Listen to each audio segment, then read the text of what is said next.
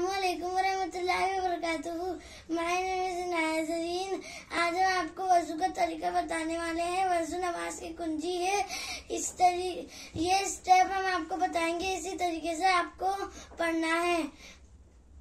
हमें बिस्मिल्लाह पढ़कर वज़ू करना चाहिए। वज़ू दोनों हाथ 3 बार कलाइयों तक के हाथ धोना चाहिए। वो 3 बार कुल्ली करना चाहिए। 3 बार नाक में पानी डालना चाहिए नरम हड्डी तक और उसे साफ करना चाहिए।